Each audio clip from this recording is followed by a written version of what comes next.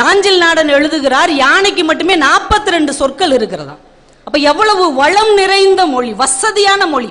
வாழ்க வளமுடன் ஒரு வார்த்தை சொல்றாங்க இல்லையா, நீங்க வாழ்க தமிழுடன் சொல்லி பாருங்க, ரெண்டும் ஒண்ணுதான். சிறியங்கிற வார்த்தையில என்ன ரீ போடுவோம்? பெரிய ரீ தானே போடுவோம். பெரியங்கிற வார்த்தைக்கு சின்ன ரீ போடுவோம். இதுல ஏதாவது அர்த்தம் இருக்கா? என்ன தெரியுமா அர்த்தம்?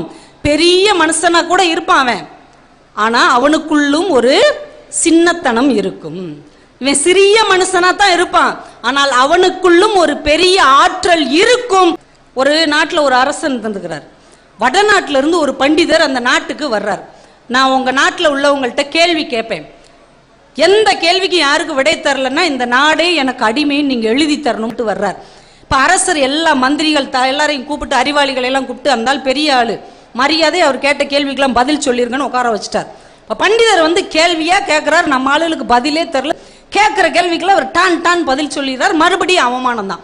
இப்ப அரசனுக்கு என்ன பண்ணன்னு தெரியல. இப்ப அந்த பண்டிதர் சொல்றாரு, சரி அவங்கள கேள்வி கேட்க சொல்லுங்க, எனக்கு பதில் தெரியல அப்படின்னா நான் இந்த நாட்டுக்கு அடிமைன்னு எழுதி தந்துடுறேன்றார்.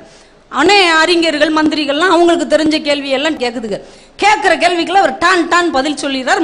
இப்ப பண்டிதர் சொல்றாரு, கவலைப்படாதீங்க, இன்னும் ஒரு வாய்ப்பு உங்களுக்கு தர்றேன். இந்த ஆடியன்ஸ் இருக்காங்கல்ல, பொதுமக்கள், இவங்க கூட கேள்வி கேட்கட்டும். மன்னர் பொதுமக்கள் முன்னாடி கண்ணீரோட நிக்கிறார்.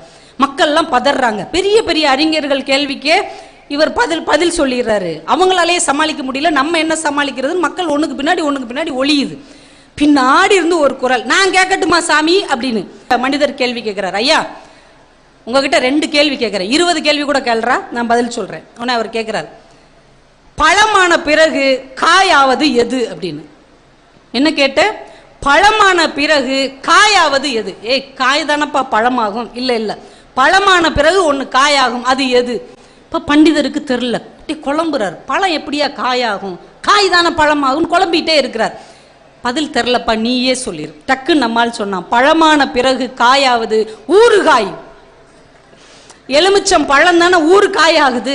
மிரண்ட இருந்தால் இன்னும் ஒரு கேள்வி கேள்வி தயவு செஞ்சு. சரி, காயான பிறகு பூவாவது எது அப்படின்னு இருக்கான். தெரியலப்பா அப்படின்னா தேங்காய் பூ அப்படின்னு இருக்கான்.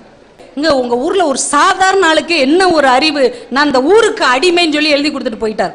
போன உடனே ராஜா அவரை கூப்பிட்டார், சாமி எங்கேயா இருந்த, எந்த ஊர்ல இருந்த? நான் எங்கேயும் இல்லை, உங்க அரண்மனையில் இருக்கிற சமையல்காரன் தான், உங்க வீட்டு கிச்சன்ல தான் இத்தனை வருஷம் இருந்தேன் அப்படின்னு இருக்கார்.